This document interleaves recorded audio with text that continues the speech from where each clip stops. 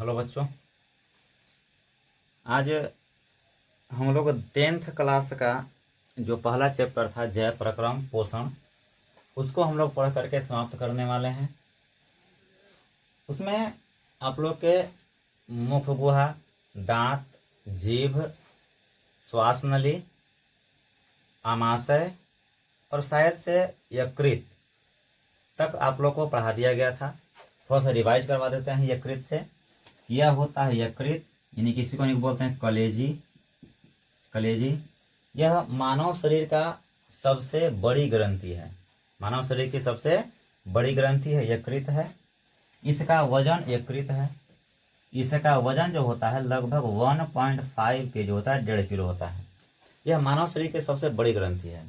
यकृत में पीत रस का निर्माण होता है। पीत रस का निर्माण होता है, बाइल जूस। यह पीत रस क्षारीय होता है। कैसा होता है? क्षारीय होता है और इसका पीएच मान लगभग 7.7 होता है। इसका पीएच मान लगभग 7.7 होता है। यह क्षारीय होता है। शरीर का सबसे बड़ा ग्रंथ यकृत, वजन लगभग 1.5 kg, 1.5 किलो के आसपास होता है। इसके पास एक छोटा सा थैली के जैसा संरचना होता है। इसको बोलते हैं हम लोग पित्ताशय। पित्ताशय पित्ताशय के अंदर ही पीत रस जमा रहता है। पीत रस जमा रहता है। पित्ताशय के अंदर पीत रस जमा रहता है। बनता तो है यकृत में, लेकिन जमा कहाँ रहता है? ये पित्ताशय में। पित्ताशय में, ठीक है। अब सुनिए, आपको बताया गया था कि ये करता कुछ है। ये करता है कि आपको पता होगा कि आमाशय में होता है हाइड्रोक्लोरिक अम्ल। यह हाइड्रोक्लोरिक अम्ल इतना खतरनाक है कि यह हमारे कोशिकाओं को गला सकता है, जिससे पेप्टिक अल्सर हो रहा था, आप लोग पढ़े थे।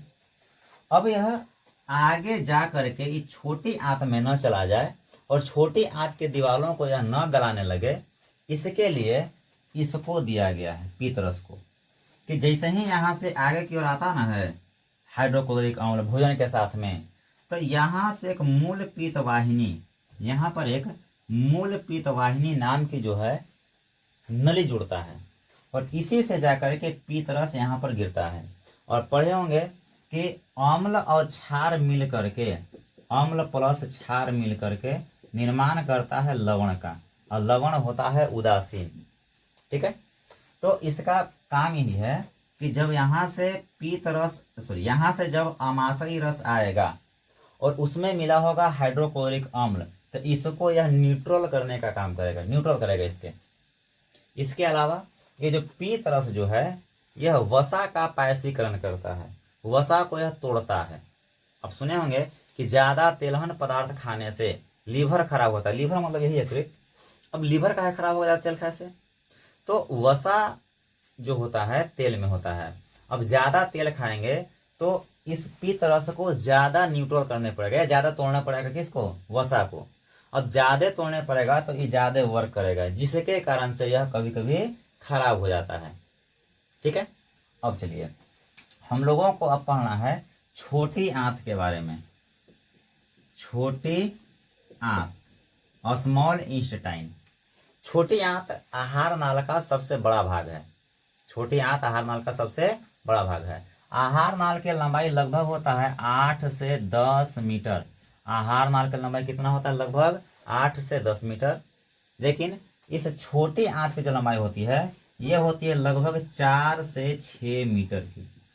अब बताइए ना, 8 से 10 मीटर पूरा आहार नाल है, इसमें 4 से 6 मीटर खाली छोटी आंत है, तो बड़ा साइज होगा इसका। छोटी आंत में 3 गो भाग पाया जाता है। कौन कौन सा? तो ग्रहणी, इलियम,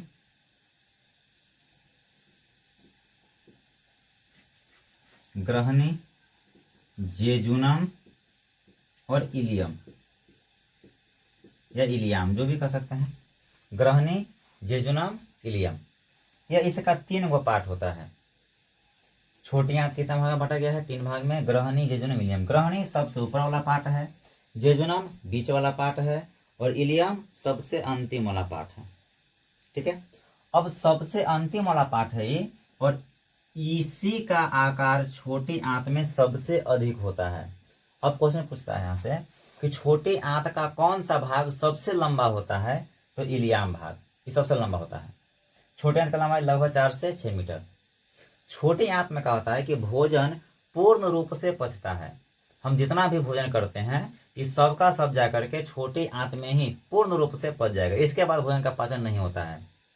तो इसमें भोजन का पाचन करने के लिए कुछ बैक्टीरिया वगैरह भी पाया जाता है और इससे एक रस निकलता है, उसको बोलते हैं आंत्र रस। आंत्र रस, छोटी आंत से कौन सा रस निकलता है, आंत्र रस। ठीक है, तो यह सब मिल करके भोजन को अच्छी तरह से पचा देता है। अब सुनिए, पचाने के बाद यही छोटी आंत से भोजन का अवशोषण होता है। ध्यान देंगे, अवशोषण होता है। अवशोषण का मतलब कुछ होता है सर, तो अवशोषण का मतलब होता है कि जैसे सीट वाला जो गद्दी होता है उसको हम लोग पानी में डालेंगे तो पानी को अपने में अब्जॉर्ब कर लेगा, सोख लेता है। तो उसी प्रकार से छोटी आंत जब भोजन पचेगा तो लिक्विड फॉर्म में पचता है और उसको यह अब्जॉर्ब कर लेता है, अवशोषित कर अपने में सुखा लेता है। ठीक है, आगे सुनिए, इसीलिए हम छोटी आंत को अवशोषी अंग कहते हैं।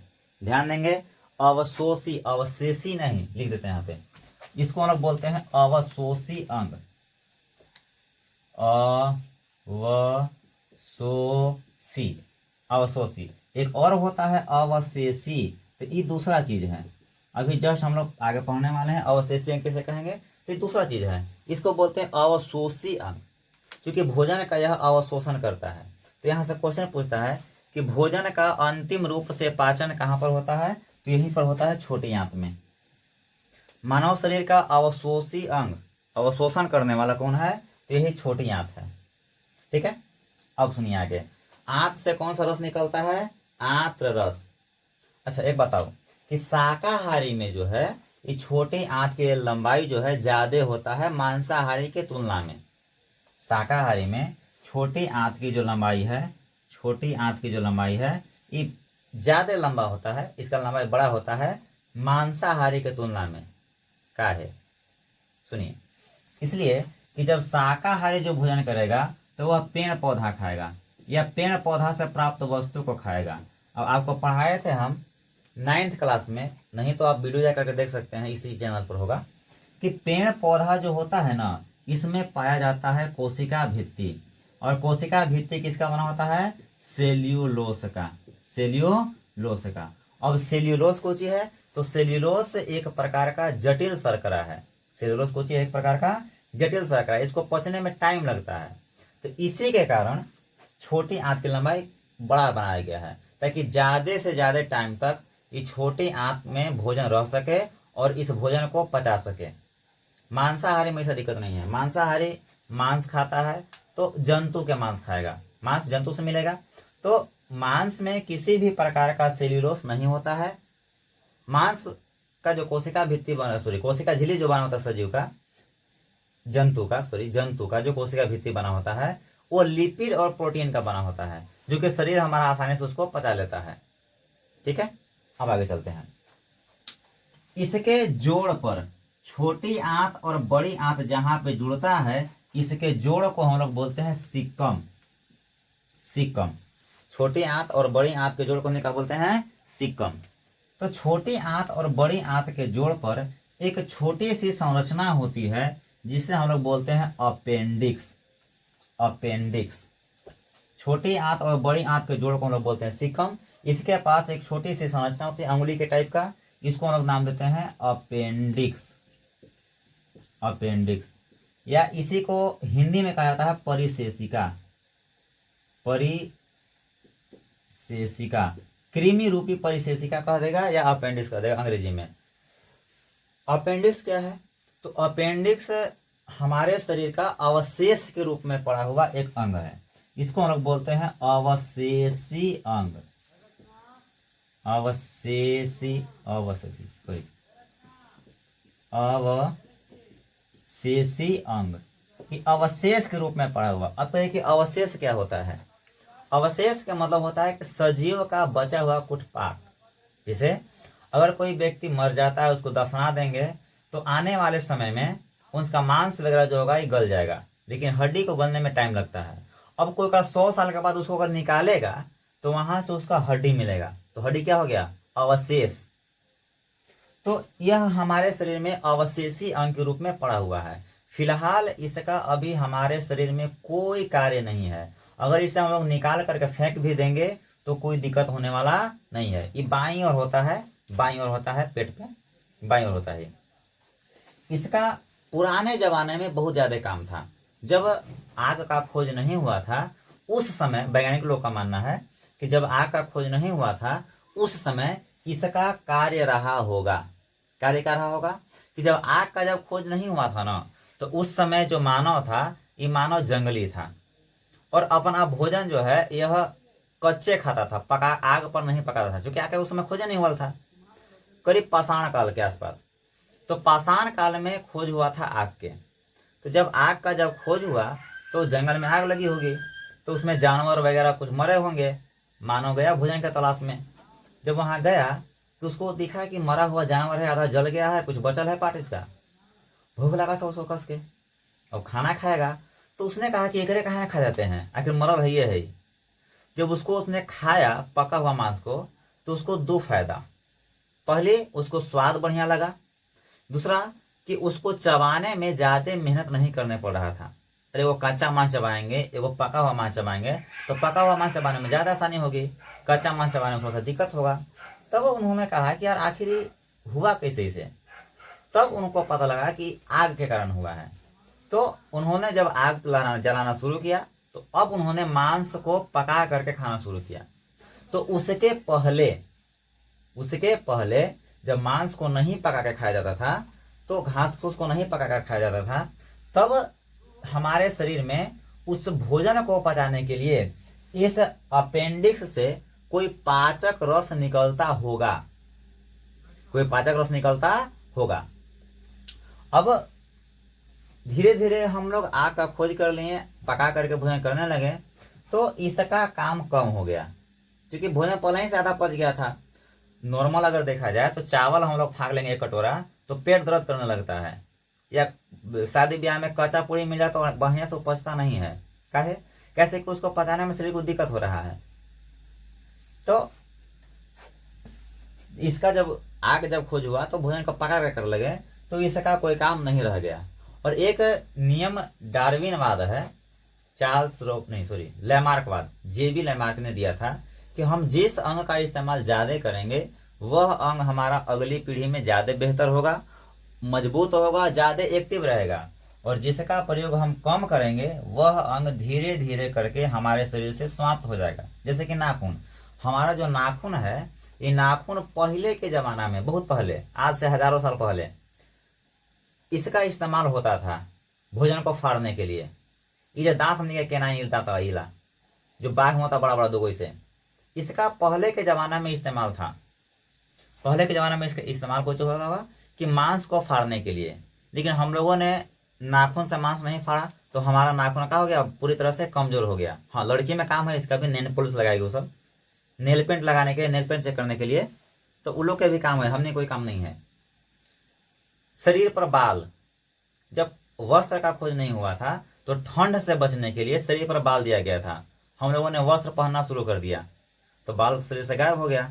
उसी प्रकार से कहा जाता है कि अपेंडिक्स का अभी के समय में कोई कार्य नहीं है, तो धीरे धीरे बेचारा सूख गया, काम समाप्त हो गया इसका, और अभी हमारे शरीर में यह एक अवशेष के रूप में पड़ा हुआ है। इसे इसको ने बोलते हैं अवशेषी अंग, इसको बोलते हैं अवशेषी अंग। तो यह कहाँ पर जाता है? छोटी आंत और बड़ी आंत के जोड़ पर, सीकम के पास। छोटी आंत और बड़ी आंत के जोड़ को हम सीकम कहते हैं, यहीं पर होता है अपेंडिक्स। क्लियर यहाँ तक है? एक आता है आपका ये वाला, इसको बोलते हैं बड़ी आंत। बड़ी आंत, लार्ज इंस्टेटाइन। बड़ी आंत केवल नाम में बड़ा है, इसका साइज होता है लगभग 1.5 मीटर के आसपास, और इसका व्यास होता है लगभग 3 सेंटीमीटर, मोटा चौड़ा इस प्रकार से, गोल इस प्रकार से, ये होता है लगभग 3 सेंटीमीटर। इसका लंबाई होता है कितना? लगभग 1.5 मीटर का। ठीक है, तो केवल नाम में बड़ी आंत है, एक चौड़ाई से, छोटी आंत की चौड़ाई ज्यादा नहीं, तो उसको शायद 1.5 से 2 सेंटीमीटर होता था। छोटी आंत की जो चौड़ाई है लगभग 1.5 से 2 सेंटीमीटर होता है, इसका चौड़ाई होता है 3 सेंटीमीटर। तो इसके चौड़ाई के अनुसार इसको बांटा गया था। बड़ी आंत में होता क्या है कि बड़ी आंत में जल का अवशोषण होता है। जो हम लोग जल पीते ना, पानी पीते ना है, तो यह जा करके बड़ी आंत में इसका अवशोषण किया जाता है, इसको शरीर खींचता है। अच्छा एक बताओ कि छोटी आंत में कौन सा वैसा संरचना था जिसके कारण भोजन का अवशोषण हो रहा था? तो वहां पर था स्तंभाकार एपिथेलियम। कौन सा एपिथेलियम? स्तंभाकार एपिथेलियम। ये सब छोटी आंत में होता है, स्तंभाकार एपिथेलियम। एपिथेलियम 9th क्लास में एपिथेलियम पढ़े होंगे, नहीं तो फिर वीडियो हम बोल रहे हैं बार बार कि वीडियो जाकर के देख लेंगे आप लोग। स्तंभाकार एपिथेलियम इस प्रकार से होता है और इसके ऊपरी सिरा पर इस प्रकार से रसांकुर पाया जाता है। इसको बोलते हैं रसांकुर। रसांकुर पाया जाता है। यह रसांकुर भोजन के अवशोषण में मदद करता है। बड़ी आंत में जल का अवशोषण होता है। इसकी लंबाई लगभग होती है 1.5 मीटर, 1.5 मीटर के आसपास होता है इसका लंबाई लगभग। ठीक है, तो आगे चलते हैं हम लोग। बड़ी आंत को दो भागों में बांटा गया है, कोलन और रेक्टम यानी कि मलाशय।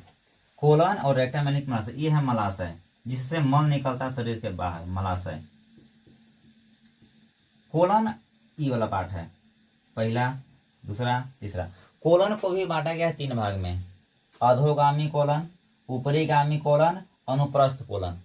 अधोगामी कोलन, ऊपरीगामी कोलन और अनुप्रस्थ कोलन। यहां से एक क्वेश्चन पूछता है कि अपचा भोजन हमारे शरीर में कहाँ जमा होता है? रेक्टम में यानी कि मलाशय में। अपचा भोजन हमारे शरीर में कहाँ जमा होता है? मलाशय में। ठीक है, चलिए, तो लगभग हम लोग का यह खत्म हो चुका है। एक और बच गया था आप लोग का ई वाला, इसको बोलते हैं नहीं कुछ अग्न्याशय। अग्न्याशय किसे कहते हैं? अब आपका बचा है अग्न्याशय। अग्न्याशय होता क्या है सुनिए।